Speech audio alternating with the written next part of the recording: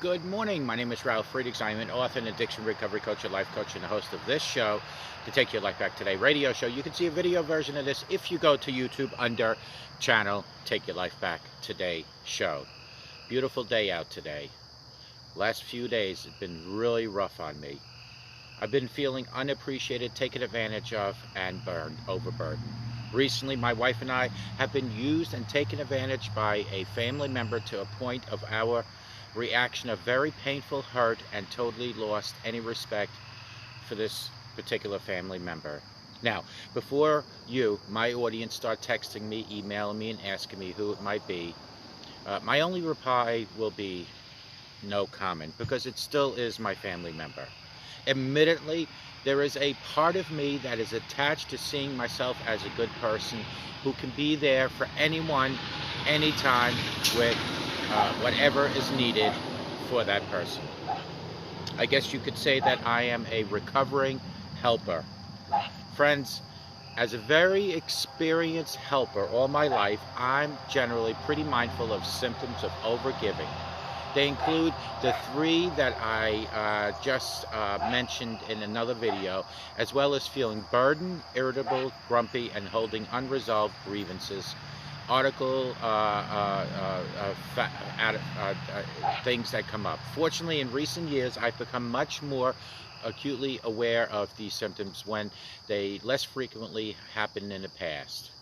Connecting the dots to recognize the cause and effect and relationship between my feelings and the part that I play in creating them seems to be the key to putting in the corrections that bring me back to normal.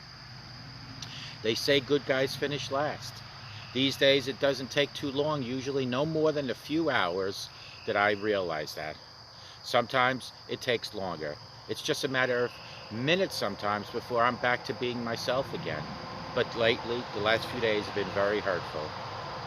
I currently live in a mood of gratitude almost every single day, which seems to make it a lot more pleasant for others to be around and for them to ask me for favors.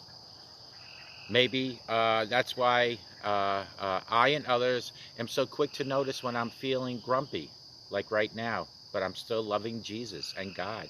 The difference is obvious because I no longer spend much time being that self-helper because of other people's actions. The most frequently called for corrections when I am guilty of neglecting myself or overgiving have to do with giving myself a healthy dose of responsible self-care, putting a temporary moratorium on placing anything that isn't absolutely necessary on my plate for a while, taking some things off my incomplete list if that is possible, getting support or assistance with handling them when it's not, renegotiating agreements that are stressing me out, forgiving myself, slipping into a black hole, and apologizing to anyone whom I may have offended when I get so grumpy or upset with my behavior or my communication.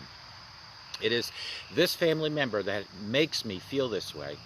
The last two are particularly important to me, especially the part about apologizing. Apologizing for me isn't as much about admitting to transgressions in order to receiving forgiveness, but rather it's a means through which I confirm that I have been in some very unkind, disrespectful, or insensitive way taken my moodiness and my grumpiness out on someone else. This relieve others of any concern that they may have, that they, for some way, think that they're at fault, because you're not. If I've taken my grumpiness the last few days out on you, I apologize. While they may also bear some responsibility if there has been a breakdown in our relationship, and if you're watching me, that family member, you have to take responsibility of what you've done to my wife and I. Friends, when a family member literally lies to you, literally uses you, and literally abandons you, that is something deeper and more lasting than any hurt that you can imagine. It is like losing a family member to death. That's how my wife and I have felt. So if you're out there and you have family members that are going to do this to you, and you know this, like I knew this was probably going to happen, but because I am a recovering helper, I decided to help anyway. Friends, I don't know if I'll ever be completely free of helping other people, because I can't let irresponsible family members, or in this case a member, have me change my inner personality in my service to God to help other people. What I need to do is to put this aside. What I need to do is to move forward, and what I need to do is to pray for this family member, because this particular person needs to find Jesus. And who knows, maybe I'll get lucky and find that I can be a permanent example to this person, an example of hope for this person, an example of role model. I don't want to be mad or sad or hurt or even disgusted. What I do want to do is that I want to forgive, but I'll never forget. So if you're this family member watching me right now, you know who you are. You have hurt us to a point that is very, very unforgiving. But I'll forgive you, but I'll never forget what you've done. Call me at 844-405-HELP. Together, you and I, we can help each other take our lives back. Be good to yourselves. Always be good to each other. And remember, if you have a family member that's going to hurt you, please forgive but never forget.